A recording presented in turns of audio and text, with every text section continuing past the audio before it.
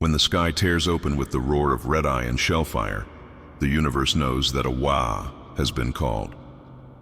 It is not a war in the ordinary sense. This is the eruption of whole empires, the gale force madness of beings who crave only the clash, the grind, the raw, inevitable triumph of might. And at the heart of that tide stands the war boss, the tallest, the strongest, the one drenched in blood and crowned by war itself. In that moment, everything else falls away. Honor, strategy, mercy. They all vanish beneath the shouts, the crashes, and the relentless assault of bone and choppa. The galaxy burns with the noise of war, but none make it sing like the orcs. To the human ear, their roars are crude, animalistic, a chorus of brutality without reason. But to those who have seen a Waaagh unfold from the ground up, who have felt the weight of the greenskin tide as it devours entire worlds, it is something else entirely.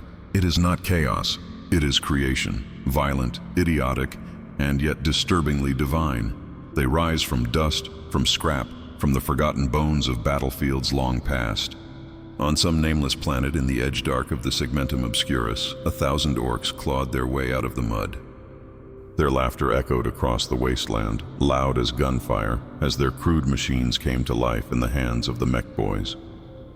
The sky was red with the smoke of burning promethium, and in the midst of this fevered chaos, something new was forming, an idea wrapped in flesh, bone, and fungus. His name would one day be shouted across the stars, Warboss Grisgob Skullcrumpa. But now he was only a knob, a scarred brute with the strength of a tank and the cunning of a wounded predator.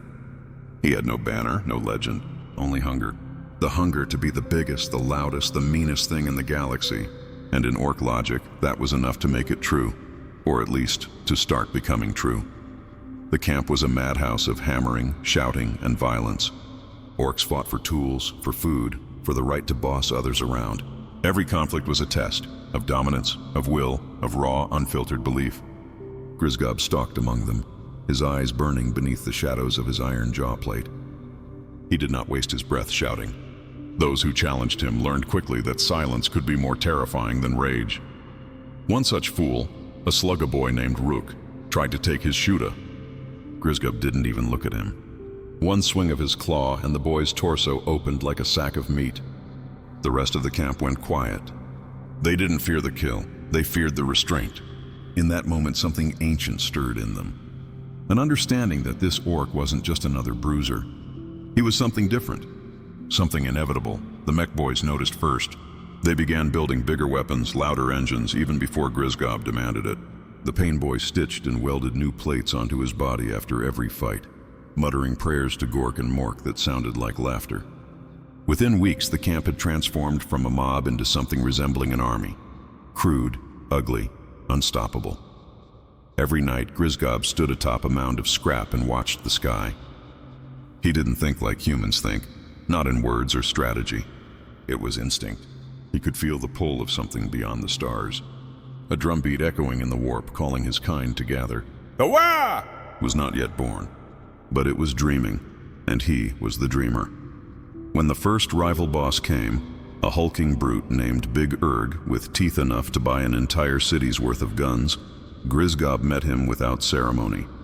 There was no parley, no threat, no speech. Just two mountains of muscle colliding in the mud under a red sky. Every blow was like thunder.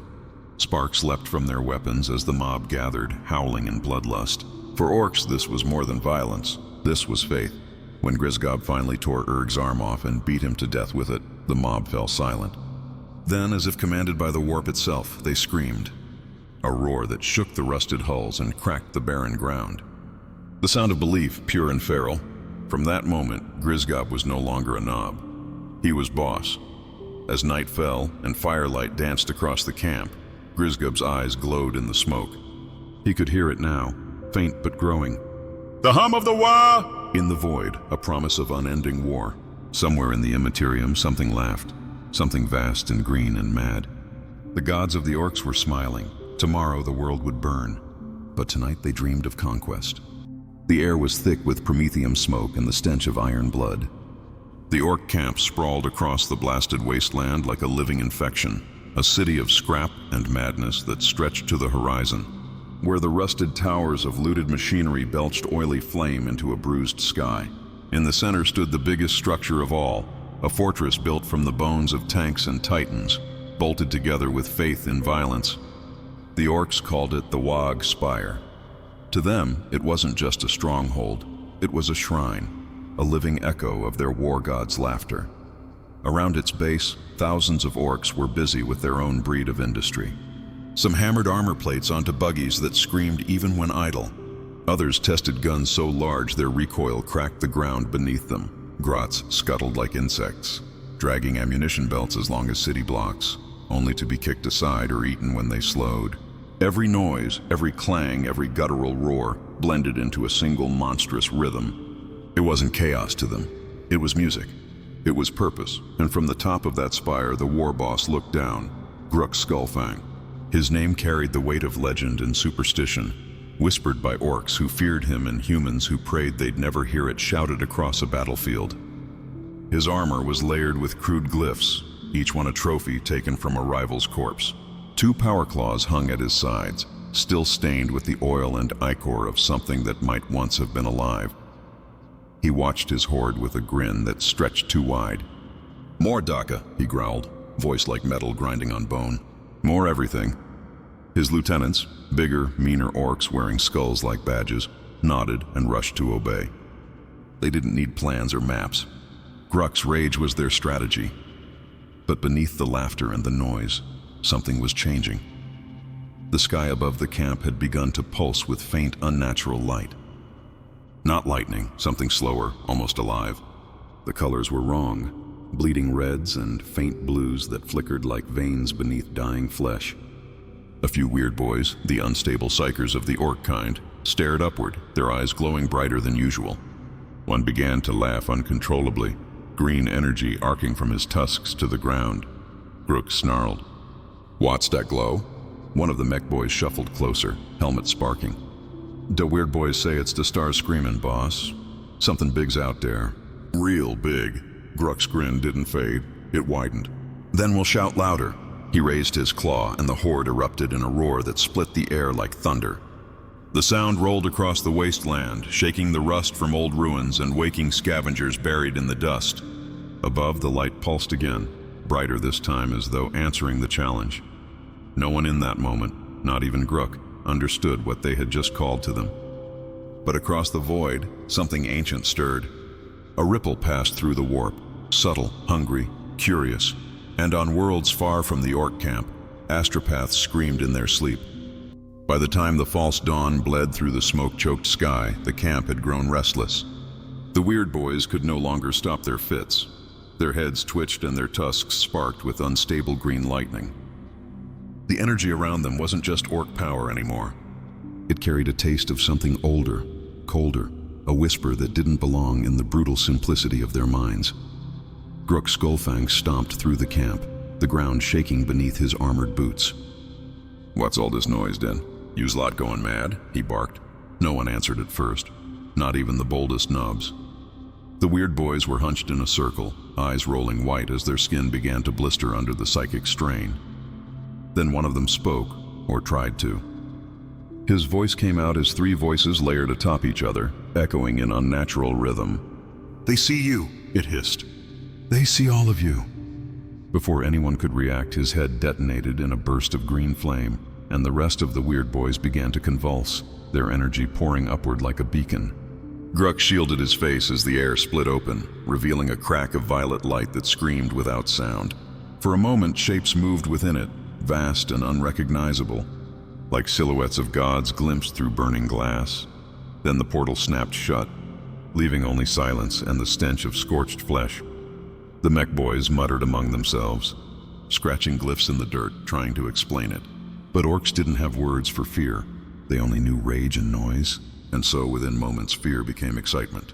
"The boss called something," one shouted. "Big thing from the stars," another cheered, banging a wrench against a drum. Gruk didn't smile this time. For the first time in years, he didn't know if he wanted to.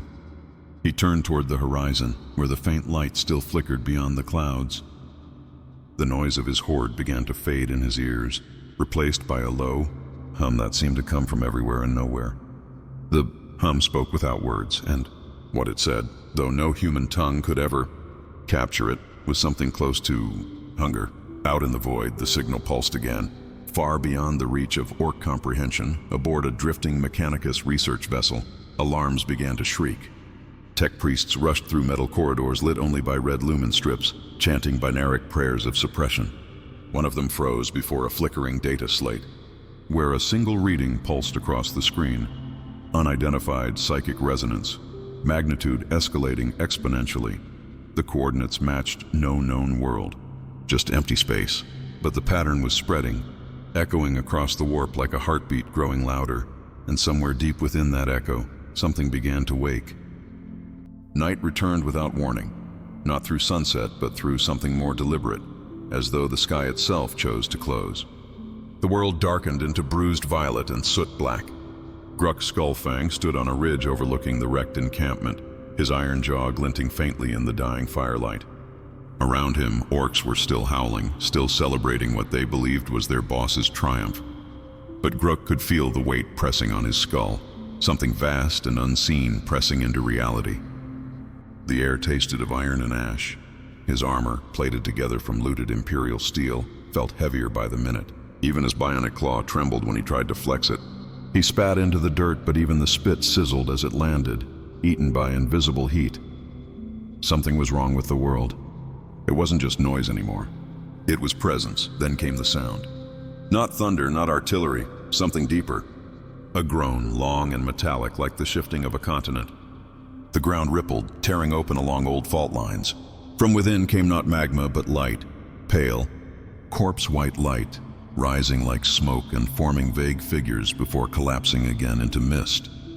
The orcs roared and charged the fissures, swinging chainswords and choppas at shadows, laughing as they fought nothing at all. The ground drank their blood and fed it back as light. The weird boys who had survived began to scream, not words, not even orc noise, just raw, mindless terror. Gruck slammed one against a wall. "What did you do?" he bellowed. But the weird boy's mouth opened, and another voice answered, cold, measured, nothing orcish about it. "You woke it," it whispered. "You made the silence look back." Then the weird boy's eyes turned black, and his body collapsed like wet paper. For the first time in his brutal life, Gruck felt something he couldn't crush with fists or fire. He didn't know its name, but it lived somewhere beneath his ribcage. Not fear exactly, but recognition. Something had noticed him. He turned toward the sky again. The clouds were gone now.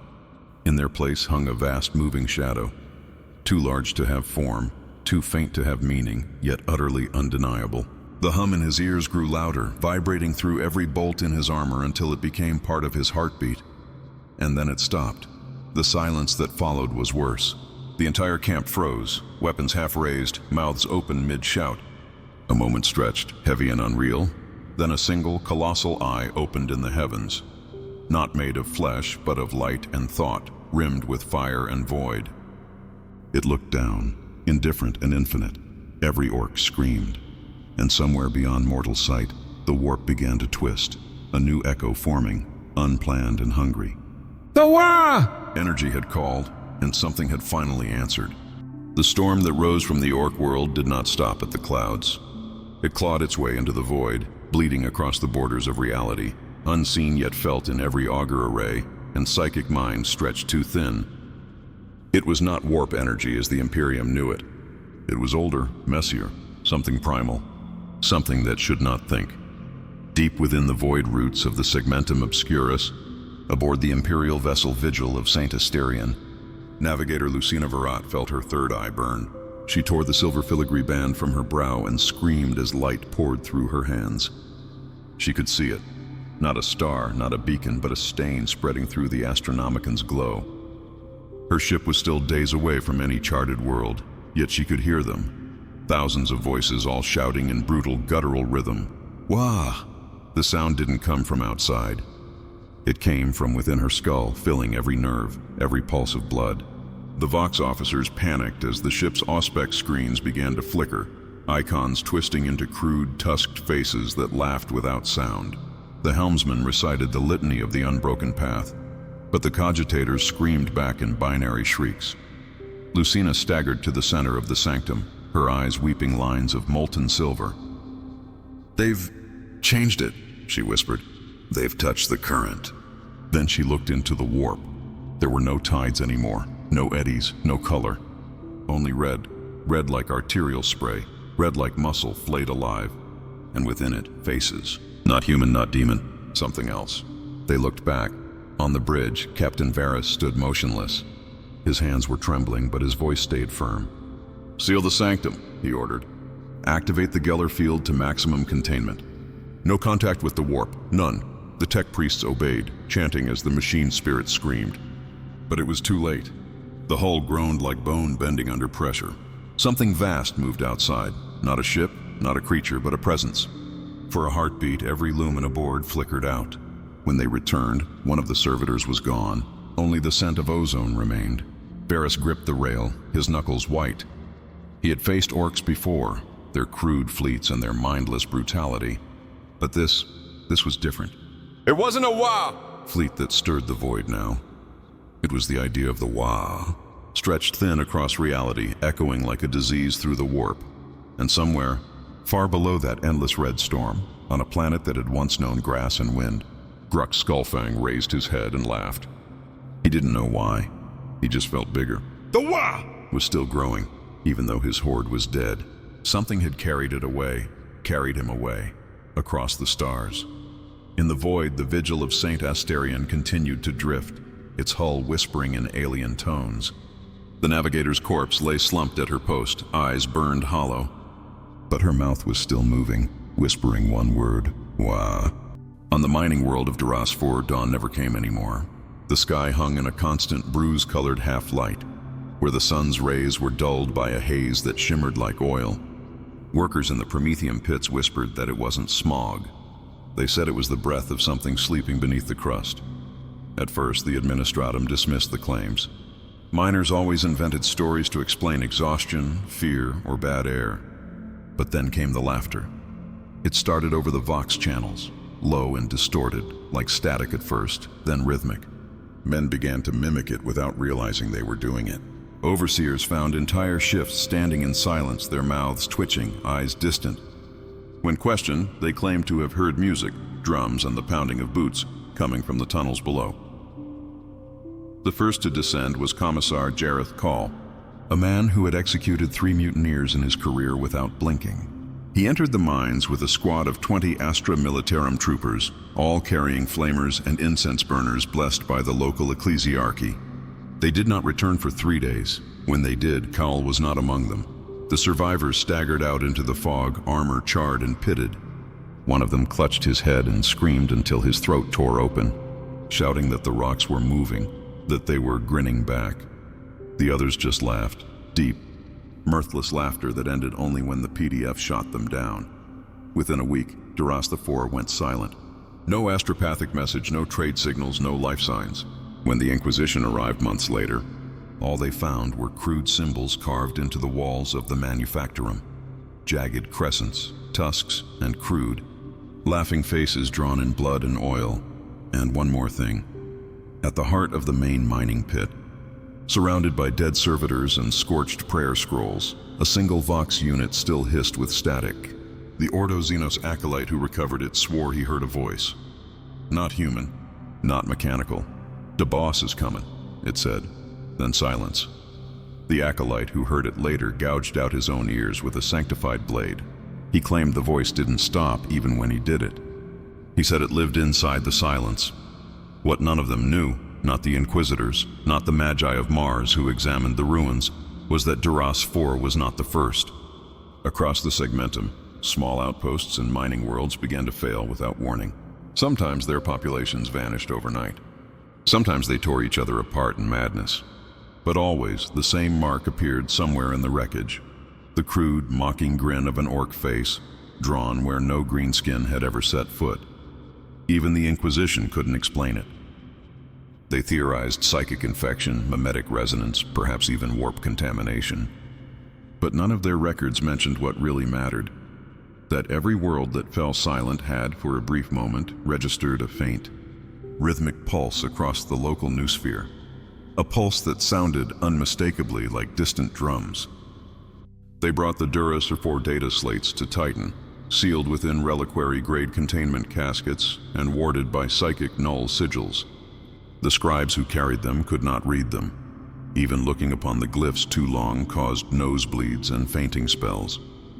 But the Ordo Malleus was not easily deterred. They had stared into worse things than madness before, or so they believed. Inquisitor Selene Val was the first to volunteer for analysis. She was old by human standards, her body kept alive by augmetics and sacred tinctures, but her mind was still sharper than the edge of her chainsword. She had spent decades purging cults that worshipped the Neverborn. Yet what she found on those slates disturbed her more than any demon's whisper. Each recording was the same, a dimly lit tunnel, miners standing still, eyes open, faces twisted into rictus grins.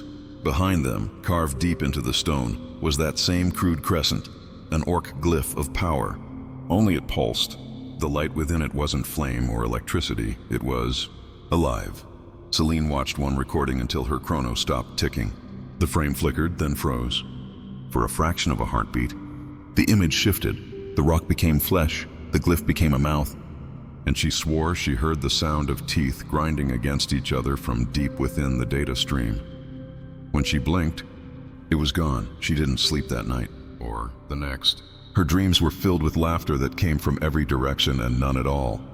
The laughter of things that did not understand humor, only hunger. By the 4th day, she summoned the librarians of Titan to assist. 3 Grey Knights and a psychic seer named Atheos were brought into the sealed sanctum. The air inside was colder than the void. Runes of protection flickered across the walls as the acolytes began to chant. The moment the first data slate was activated, the lights died. Every candle guttered out. Every lumen failed. Even the psychic wards flickered like weak stars. Then came a noise, a deep, bone-shaking bellow, as if something enormous were roaring from inside the walls. The Grey Knights drew their blades. Atheos tried to focus, his eyes glowing faint blue with psychic sight. And then he screamed. He screamed not in pain, but in laughter. A deep, bellowing laugh that did not belong to him or any man. His mouth stretched too wide, his skin splitting at the corners. Waaagh, he howled, the sound echoing through the vault like a chorus of beasts. The psychic backlash killed 2 of the knights instantly. The third fell to his knees, bleeding from his eyes, muttering prayers to the Emperor as the laughter faded. When the lights finally returned, Atheos was gone. Only his armor remained, melted from the inside out, as if something had clawed its way free. Selene ordered the vault sealed and sanctified with holy fire. But in the silence that followed, she thought she could still hear it, the echo of that impossible word. A word that should never have been spoken by human tongue.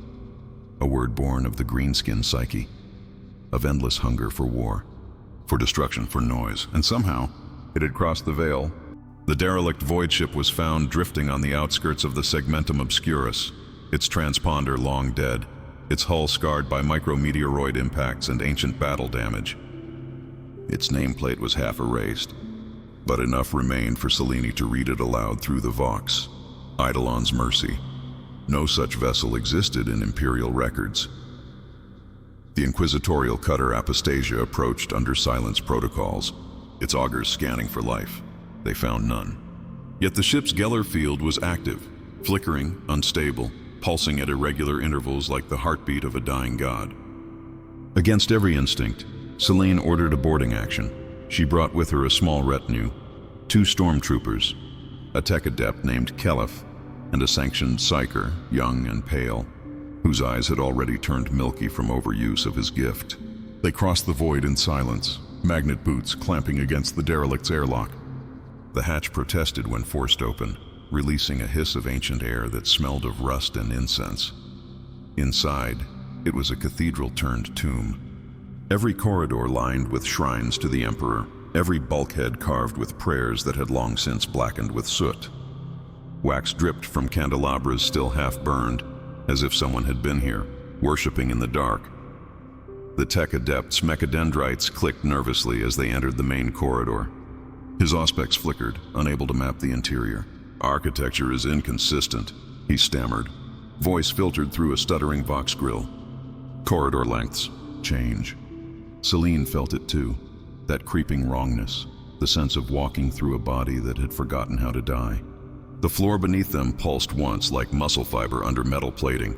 "Keep moving," she ordered. They reached the bridge, or what should have been the bridge. Instead, it was a vast chamber of bone and iron, every console fused into a single grotesque shape. Where the command throne once stood, something else had grown, a spire of fused skulls, human and orc alike, their faces locked in silent screams. At its base lay a banner, tattered and scorched, an orc glyph, the same crescent sigil, but this time it was not carved. It was grown. Kelef recoiled, his lenses whirring madly as he tried to process the material composition. Organic compound. Bone fused with plasteel. Impossible fabrication. The psyker fell to his knees. "It's whispering," he said. "It knows we're here." His breath came ragged. "It's hungry." Celine approached the spire, drawing her bolt pistol.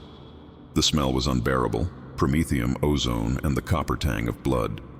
Every step echoed like a heartbeat. She could see faint motion within the glyph now, as though fluid were pulsing through unseen veins. And then it laughed, not with sound, but with vibration. The entire chamber trembled. The shrines cracked. Candles flared into wild flame. The laughter grew until it filled the void ship, a bass rumble that shook every bulkhead. Somewhere deep within the ship, something began to wake. A signal pulsed through the warp, faint, rhythmic, familiar. Celine turned to flee, shouting for extraction. The tech adept began chanting Benaric prayers, trying to stabilize the Geller field as alarms blared through the derelict's veins. The psyker screamed again, this time not in terror but joy. "It's coming," he cried, eyes rolling back. "The Waaagh hears us." It's coming! They made it to the airlock, slamming the emergency seal just as the corridor behind them split open like a wound. From the ruptured metal came hands, crude, jagged, clawed hands made of bone and wire, reaching, pulling, laughing without mouths. Celine hit the purge rune. Fire flooded the airlock. The ship behind them screamed as the flames consumed it, a sound like war engines roaring through the warp. When the apostasia jumped into the Imperium, the psychic echo followed them. For hours, every man aboard heard the same whisper in his mind. One word, repeated endlessly: Waaagh. Inquisitor Celine returned to the apostasia in silence. The void ship's bridge crew looked upon her like they would a ghost, her armor scorched, her cloak half-burned, eyes reflecting the ember glow of something unseen. She gave no explanation. She simply ordered a full system quarantine and commanded that every data core, every record, every scrap of information regarding the derelict Eidolon's mercy be purged under Inquisitorial Code Sigma Oblivion. Then she sealed herself in her sanctum. The psychic contamination did not end there. Within a standard day, the ship's astropath began convulsing. His body writhed against the restraints as his mind bled into the warp. He screamed words that made no sense, yet carried the cadence of prophecy. It marches through the lightless void. It grows in the silence between guns. The green-skinned god learns the names of men. Celine watched him die, and for the first time in years she prayed, not to the Emperor, but to anything that might still listen. A week later, the Inquisition received fragmented distress signals from half a dozen worlds across the fringe, mining colonies, frontier garrisons, and supply convoys. Each message carried the same fragment of a Vox cipher before abruptly cutting to static. They're not fighting like orcs. They don't speak, just laugh. Warp storms forming on every vector. The signals came from systems separated by light years, yet the timing was exact, synchronized, like the tolling of some vast cosmic bell. Celine stood before the hololithic star map, watching as each crimson marker blinked into existence. The pattern they formed wasn't random. It curved across the sector like a wound, coiling toward a single point in the galactic night. The coordinates matched the derelict's origin. By the time the Ordo Xenos realized what was happening, the infection had already spread into the psychic substrate of the warp itself. Ships traveling through the Imperium began hearing voices in their Geller fields, laughter echoing through metal. Choir ships went dark mid-transit. Battle fleets emerged from the warp, missing entire regiments. The contagion was not biological. It was mimetic, an idea, a sound, that embedded itself within the mind of the orc and the soul of man alike. It spoke of unity, of a god that hungered not for war but for existence. The more it was feared, the more it became real. And the orcs, they began to change. Reports described mobs moving in eerie silence, skin blackened with soot and oil, eyes glowing faintly from within. Some carried no weapons at all. Their flesh itself had hardened.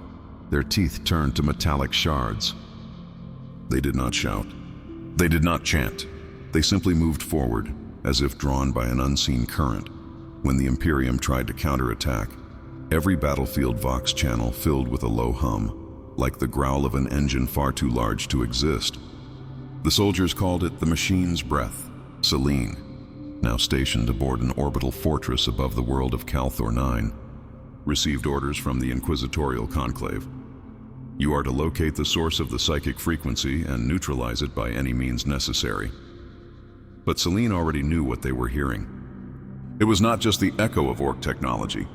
It was the memory of something older, something that had once been worshipped as a god before even the age of strife.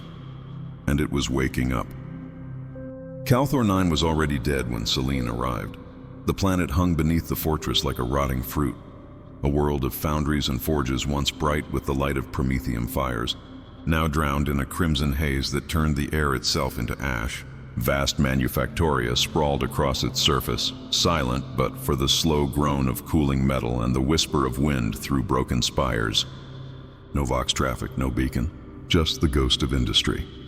The descent shuttle broke through the atmosphere like a blade through oil.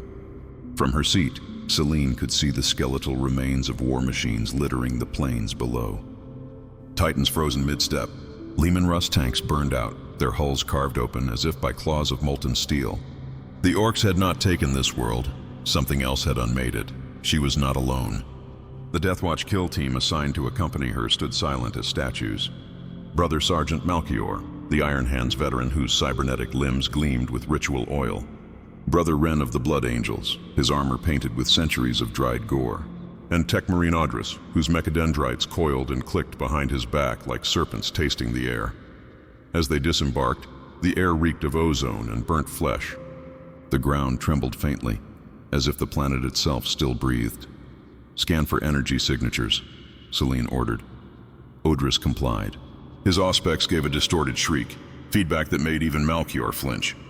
"The machine's breath," he muttered through his vox grill. "It's alive." Selene looked toward the horizon. Faint red light pulsed within the heart of the capital manufactorum. The rhythm matched the breathing pattern of a living creature, inhaling, exhaling, like some giant buried beneath the crust. They advanced. Inside the manufactorum, the walls sweated oil. Pipes pulsed as if veins under skin. Machinery groaned, half mechanical, half organic. Statues of the Omnissiah had been defaced, their faces replaced with crude, grinning orc glyphs etched in blood and metal. Brother Wren whispered a prayer to the Emperor, but his voice faltered halfway through, because the prayer was answered. The sound came from the dark, a low, rhythmic thudding like drums made from iron bones. Then came the silhouettes. Orcs, or what had once been orcs, their bodies fused with machine parts, flesh welded to armor, eyes burning with ember light. They did not charge. They marched in perfect formation, their movements synchronized like an assembly line. "By the throne," Malchior whispered. "They've learned discipline." Selene raised her inferno pistol, but before she could fire, the orc stopped, all at once. One stepped forward. Its face was a mask of metal, with tubes feeding into its throat and eyes glowing with molten light. And when it spoke, it did not speak in Orcish. It spoke Low Gothic. "We build," it said. "You break." The words were wrong, distorted, as though shaped by a mind still learning how to think. Yet the message was clear. Selena fired. The creature's skull erupted in flame. Molten oil sprang across the walls. The others did not move. They only stared, their eyes flickering in unison. Then, from somewhere deep within the manufactorum, came a sound. Laughter. Not the raucous howl of an orc warlord, but the slow mechanical echo of a god breathing through metal lungs. The walls began to tremble. Pistons fired. The entire building was awakening. Selene turned to the Deathwatch. "We're leaving," she ordered, voice cold as void steel. But as they moved toward the exit, Audris froze mid-step. His servo arm twisted violently, wrenching backward. His vox erupted with binary screams. His mechadendrites began moving on their own, wrapping around his throat. "Purge it!" Malchior roared, but it was too late. Audris fell to his knees, his helmet cracking open to reveal eyes glowing with the same ember light. He looked up at Celine and smiled. "The breath does not build," he whispered. "It remembers." Then his body convulsed, machinery bursting from his spine as his flesh fused into the floor. Celine backed away, her heart pounding. The manufactorum's walls now pulsed like veins, and the air filled with the metallic hum of awakening engines. Something vast and ancient was rising beneath Calthor 9. The descent into the Underforge felt like walking down the throat of a dying god. Every step took Celine and her remaining Death Watch deeper into the planet's veins. Corridors slick with oil, lined with machine nerve fibers that pulsed dimly like sluggish arteries. The light from their shoulder lamps stretched into warped halos across metal walls that seemed to breathe, expanding and contracting in slow rhythmic waves. The air carried a low, thrumming vibration that wormed its way through armor plating and into bone marrow. It wasn't sound, it was presence. Malchior's voice cracked through the vox. "We are walking inside a living machine, Inquisitor." Celine didn't respond. Words felt like offerings here, small, weak things that might draw unwanted notice. The Underforge opened into a chamber vast enough to hold an entire hive city. A cathedral of black iron and rotting circuitry. Broken cranes hung from the ceiling like crucified giants, and the floor was littered with the bones of both men and orcs, indistinguishable now, melted into one another by heat and pressure. Above them, suspended in a cocoon of metal cables, was something that throbbed with unnatural life. It was shaped vaguely like a heart. A planetary core remade into a beating organ of steel and fire, its surface rippled with veins of molten promethium, each pulse sending tremors through the structure.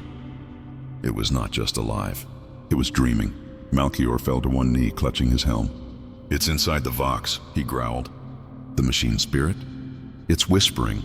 Ren stepped closer, his crimson armor glowing in the light of the forge heart. "No machine has a spirit this strong," he muttered. "This is something else." Celine could hear it too now, a deep, layered voice resonating through every rivet and wire. It spoke not in language, but in intent. Hunger, creation, memory. Audris's final words echoed in her mind. It remembers. She approached the heart, every step sinking slightly into the trembling metal beneath her boots. The orc glyphs etched across the walls were glowing now, reshaping into strange sigils that no Xenos or human hand could have designed. The shapes twisted between Imperial script and something alien, rewriting themselves as if the planet was trying to learn how to speak. "Kill it," Ren said suddenly, his bolt gun rising. "Whatever this thing is, it's wrong." "No," Celine whispered. "Not yet." She raised her auspex and scanned the structure. The readings were chaos, every spectrum flaring at once, data collapsing under its own contradiction. But through the interference, a pattern began to form. Thousands of repeating fragments of data code. A memory loop. It was trying to build something, or someone. The floor shuddered violently. Malchior fired his plasma weapon into the cables above, sending molten sparks raining down. The heart pulsed in response, and from the shadows, figures began to emerge. Not orcs this time, not human either. Twisted hybrids of metal and muscle, their skulls half-welded to armor plating, their limbs grafted into industrial tools. Their eyes glowed with the same infernal light as the heart. They moved like laborers at first, walking with slow, deliberate rhythm, until they saw Celine and froze. Then, as one, they raised their arms and began to build. Pistons slammed into the ground. Chains rattled. The forge roared to life. They were constructing something beneath the heart, a towering humanoid silhouette made of scavenged tank armor and orc machinery. A shape too large for any mortal mind to comprehend, yet unmistakably human in form. Ren fired. Bolter rounds tore through the nearest hybrid, but it didn't scream. It only turned its head and resumed building. Malchior's voice came through the Vox, hard and cold. "Inquisitor, if that thing finishes, we are looking at an abomination that could rival a god." Celine didn't reply.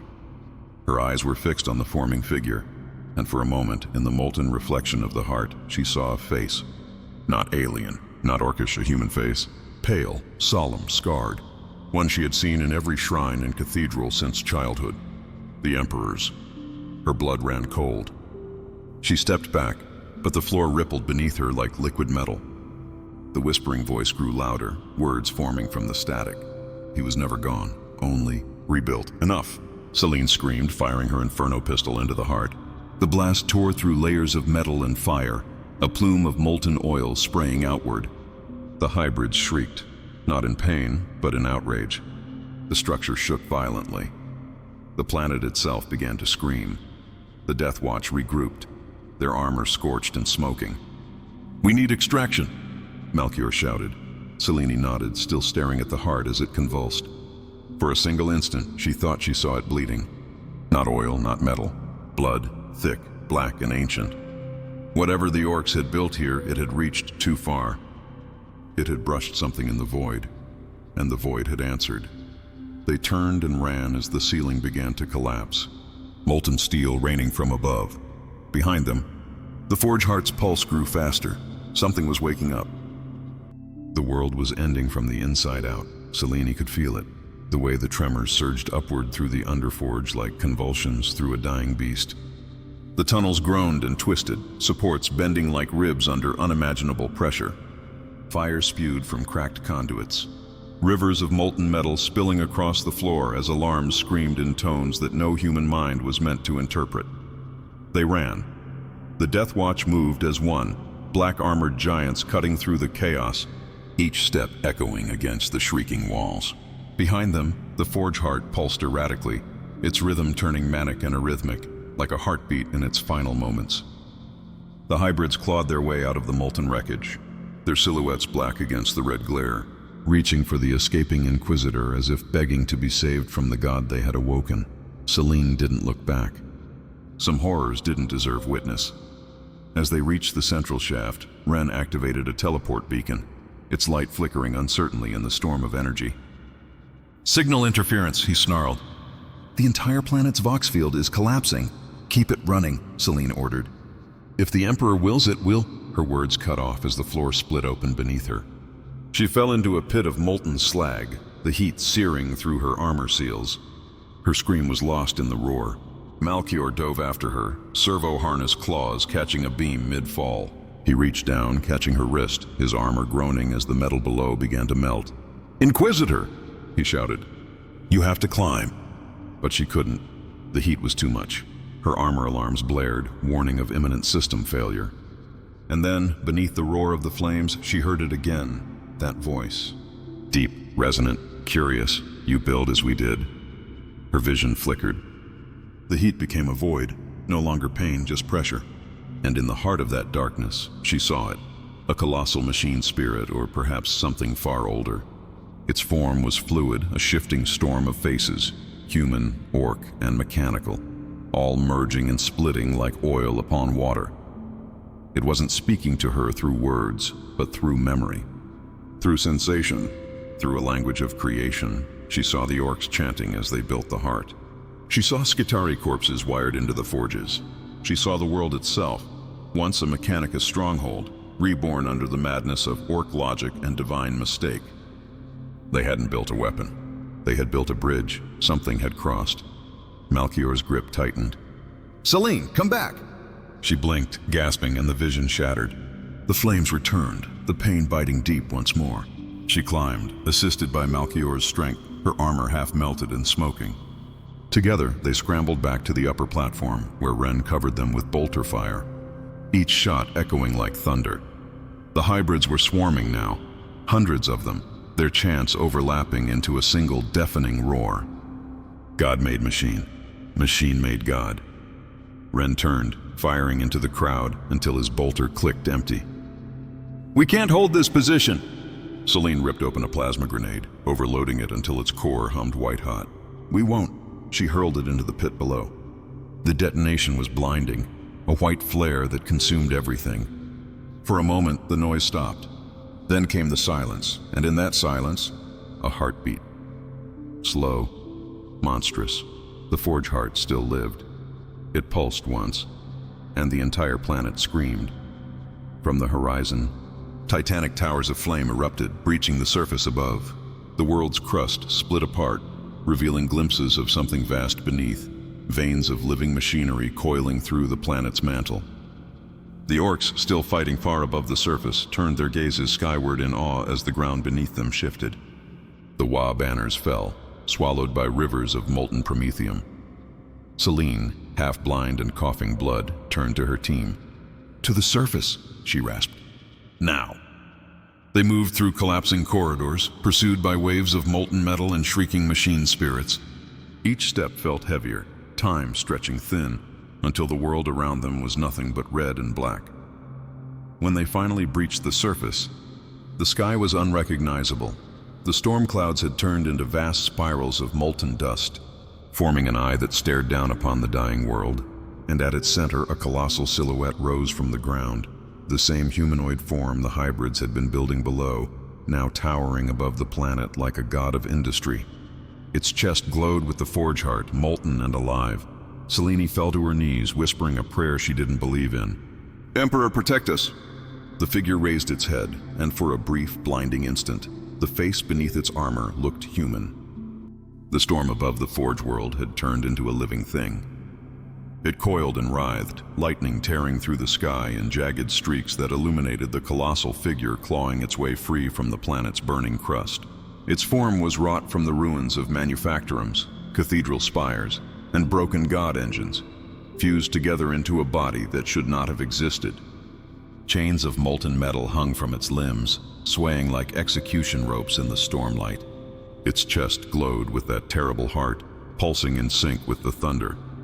Celine stood in the shadow of that impossible thing, her armor cracked and seared, the imperial aquila scorched, nearly black. She couldn't breathe for a moment, not because of the heat, but because of the sound. The air itself vibrated with it. Not a voice, not words, or something older. A resonance. A mechanical chant that clawed at the base of her skull, weaving into her thoughts like a song she'd forgotten she once knew. Behind her, Ren knelt in the ash, whispering a prayer over the vox. "By the Emperor's light, by the Emperor's will." His words came out trembling, as though he were trying to convince himself that either still mattered. Malchior rose beside them, his servo harness twitching as though his own machine spirit was afraid. "That thing," he rasped through his vox grill. "It's rewriting the machine spirits in the area. I can feel it. The Omnissiah himself would not build this." Celine finished softly. The words came to her mouth before she could stop them, heavy with realization. Whatever this entity was, it wasn't a god of men or machines. It was a convergence, a horror born from both. The orc's crude genius, the mechanicus's hubris, and something far beyond the veil had merged, forged together in the black fires of belief and ignorance. The earth trembled again. The thing lifted its arm and the movement was slow, deliberate, not the twitch of an automaton, but the controlled gesture of awareness. Its hand, made from 1,000 fused servitors and shattered titans, reached toward the sky. And for an instant, the storm parted, revealing the dying sun beyond. Celine raised her bolt pistol, though she knew the act was meaningless. Her voice was hoarse but steady. "What are you?" The reply came not through sound, but through vibration, through every machine, every weapon, every piece of steel for miles. "We were dreamt. You built us from the bones of gods." Celine's vision blurred. She staggered as her visor flickered, her systems screaming in binary confusion. Lines of data scrolled across her screen, images of orc glyphs merging with mechanicus script, forming patterns that made no sense, yet felt intimately familiar. It wasn't trying to destroy their technology, it was rewriting it. "Celine," Malchior's voice cracked through the vox. "It's reaching into the network, the forge links, the planetary grid." Then the vox went dead. The silence that followed was unbearable. The machine god turned its gaze upon them, a faceless mask of shifting metal and flickering light. And in that moment, Celine realized something horrifying. It was looking at her specifically. She felt a pulse of pressure in her head, a memory not her own. She saw in flashes the creation of the thing, orc mechs hammering sacred mechanicus relics into blasphemous forms, chanting their crude songs of power. They had been too stupid to understand the scale of what they'd done. too frenzied to know that belief had consequence. But belief in the warp was never silent. The orcs had believed they were building a god, and so they had. Now it lived. Malchior fell to one knee as his servo claws twitched violently, the metal melting and reforming in real time. "It's changing us," he gasped. "It's changing everything," Ren screamed as his weapon fused to his hands, the bolter's casing pulsing like flesh. He tried to pull it free, but it had already become part of him. Selene stumbled back, drawing her power sword, though its blade shimmered unevenly, half plasma, half liquid light. "Hold on," she said, though her voice cracked under the strain. "Just hold on." But she could feel it, that slow erosion, that intimate rewriting of her very being. Her armor whispered to her in a voice that wasn't the machine spirit anymore. It was singing. Above them, the creature finally spoke again. "Do not fear what you become. You built the gods in your image. Now you will see what your image truly is." The ground beneath them gave way. Selene fell through fire and debris as the world convulsed. The last thing she saw before losing consciousness was the figure's glowing chest splitting open like a gate, and beyond it, not machinery or light, but a yawning void, filled with movement and whispers that were not of this reality. And somewhere within that void, something else was waking. When Selene awoke, the world was silent. Utterly, impossibly silent. The storm had gone. The sky was a pale, bruised red, and the Forge world lay in ruin, its endless spires snapped like the bones of titans. The air shimmered with heat, and every breath burned her lungs with the taste of scorched oil. Her armor was half fused to her skin. She could feel where the machine spirit had grafted into her nerves, whispering in faint binary hymns she didn't understand. Pain didn't matter anymore. Pain was a signal, and she had learned to silence signals. She sat up slowly, her gaze scanning the devastation. The horizon was nothing but black glass and twisted silhouettes.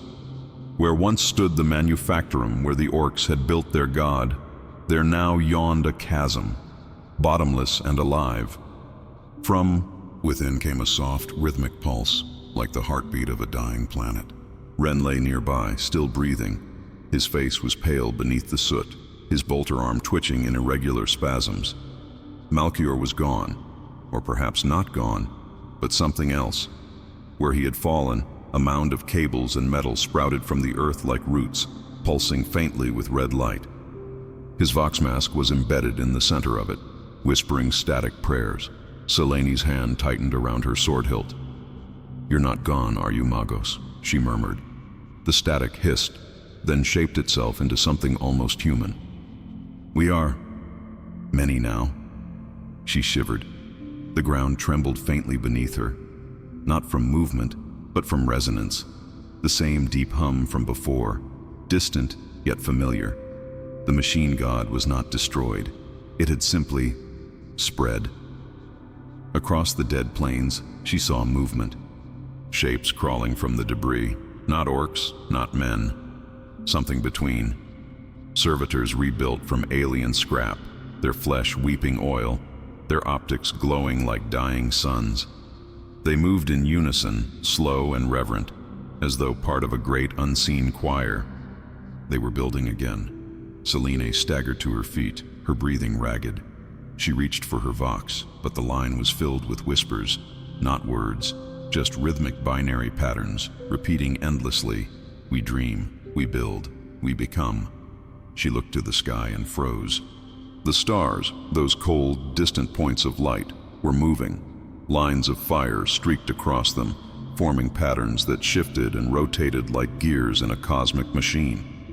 Something vast was reconfiguring the heavens themselves, and for a moment she thought she saw the faint outline of the machine god's form stretching across the void.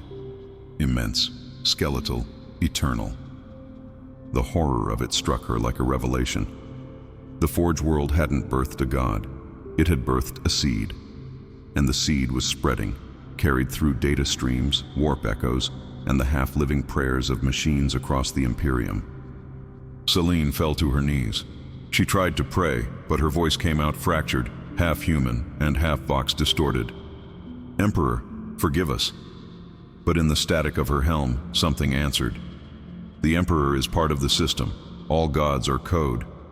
She tore off her helmet, screaming, but the sound was lost in the hum rising all around her.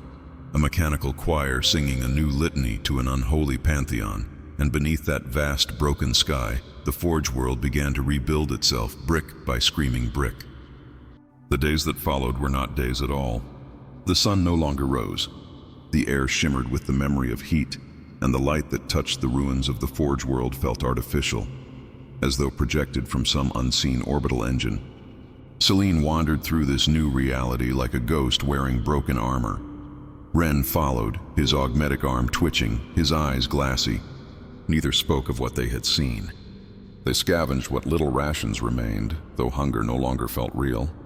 Even the smell of ash and oil, once overpowering, now seemed thin, muted, like sound muffled through water. Everywhere they went, they saw signs of rebuilding. Not human hands, not even orc, but something between. Towers of metal and bone grew like tumors from the earth. Cog-shaped halos hung suspended in the air, spinning lazily, emitting static prayers that crawled under their skin. The machine spirit infection had learned how to grow. Selene found a shattered data shrine buried beneath collapsed girders. The door was fused shut with heat, but Ren's augmetic burned through it after hours of effort. Inside, flickering cogitators still hummed, powered by something that shouldn't have been working. She wiped soot from a screen and activated the main relay. Lines of code cascaded across it. No human encryption, just living script, shifting and rewriting itself faster than her eyes could follow. Emperor preserve, she whispered.